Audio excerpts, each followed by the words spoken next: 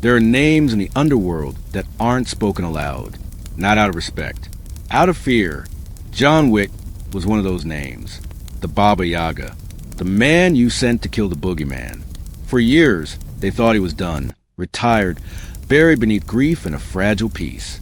They were wrong. This is the story of the night the Continental went dark, and the debt that should never have been called. It started with a coin, not gold, not the kind exchanged at the Continental bar for favors and safe passage. This was different, older, heavier, forged from melted-down markers, stamped with a symbol no one had seen in decades, the high table's first seal. It arrived at John's house on a Tuesday morning, placed on his doorstep like a newspaper. No envelope, no note, just a coin, and beneath it, a single word carved into the wood. Soon, John held it up to the light, turning it slowly in his fingers. His dog, a new one, a German shepherd he'd named Sadie, watched from the doorway, sensing the shift in the air. "It's all right, girl," John said quietly. But it wasn't. The Continental at midnight is a church for sinners. Quiet, reverent, the kind of place where blood is cleaned quickly and questions are never asked. John walked through the lobby and conversation stopped. Heads turned. The bartender, not Sharon, someone new, younger, froze mid-pour. Winston stood at the top of the stairs, waiting. "Jonathan," he said, no warmth in his voice, just resignation. "I was hoping you wouldn't come."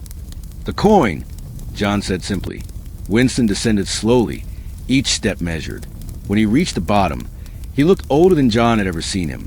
Tired, worn down by years of managing impossible balances. "Walk with me." They moved through the Continental's halls, past assassins and criminals who parted like water until they reached Winston's office. He poured 2 drinks. Bourbon.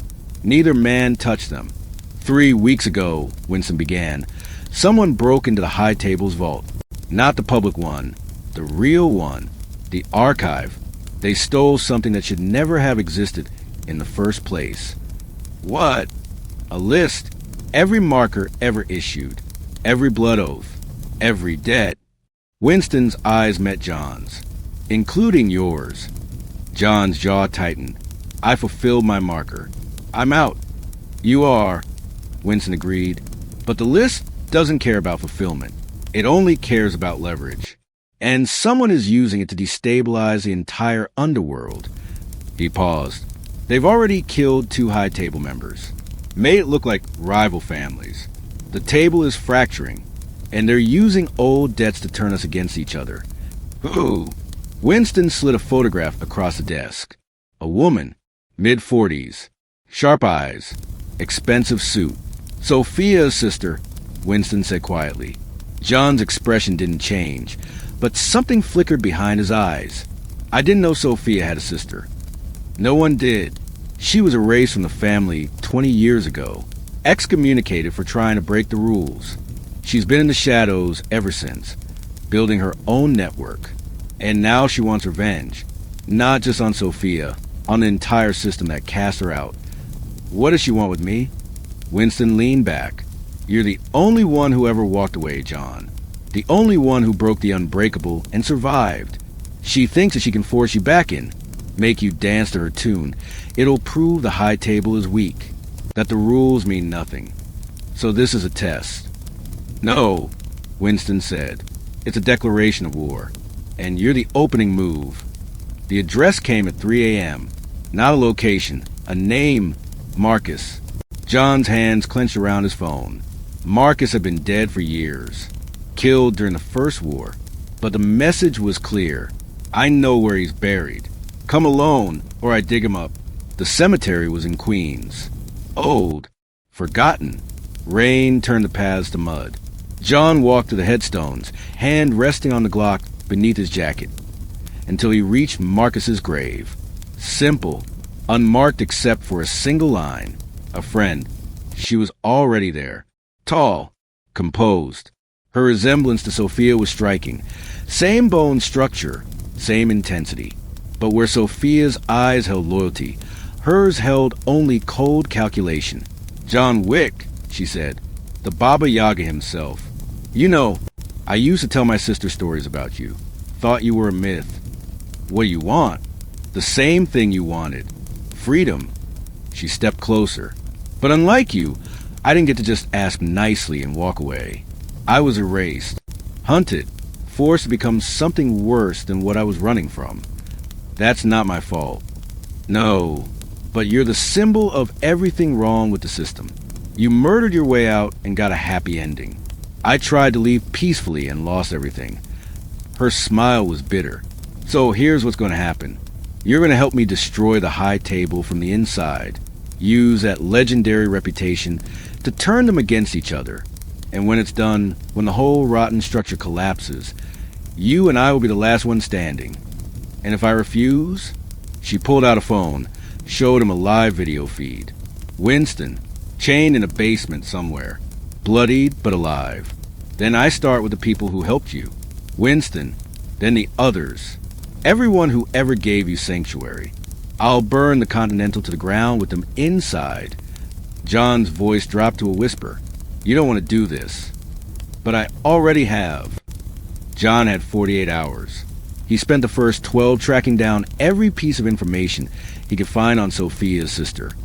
Her real name was Katerina, her network, her safe houses. He spent the next 12 calling in every favor he had left. The Bowery King, the director, even the remnants of the Rusker Roma. You're asking for a war, the Bowery King said over secure line. I'm asking for a rescue, John corrected. And then I'm ending this. And after, John was silent. After I'm done, for real this time. The exchange was set for the Continental.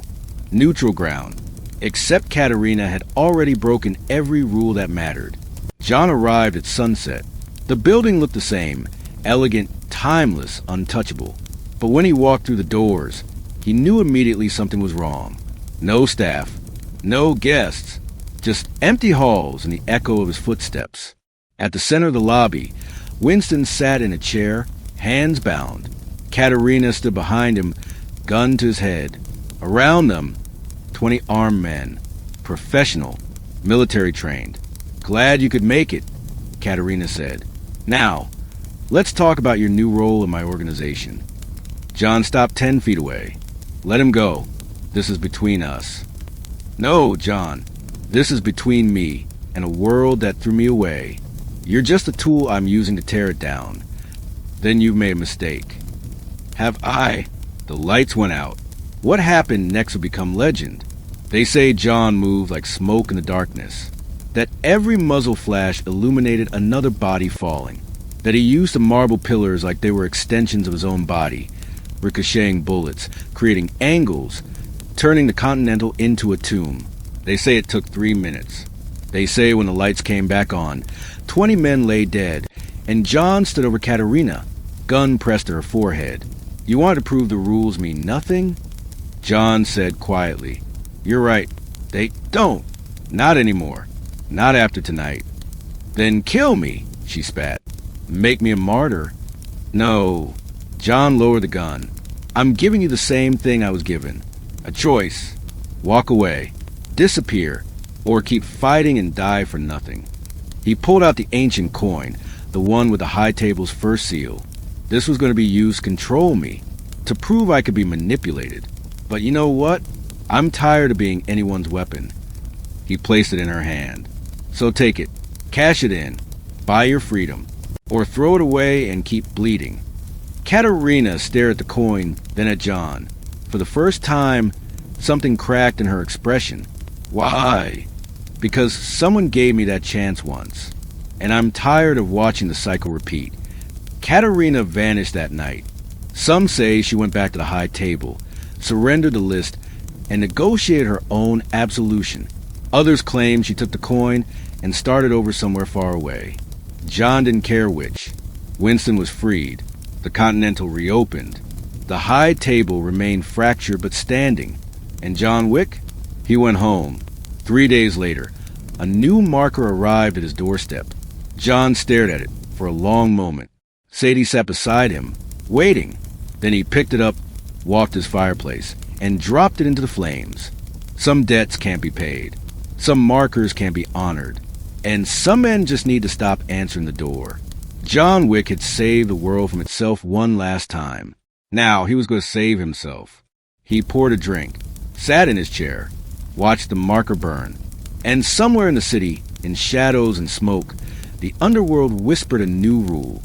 Don't call the Baba Yaga. He's done answering.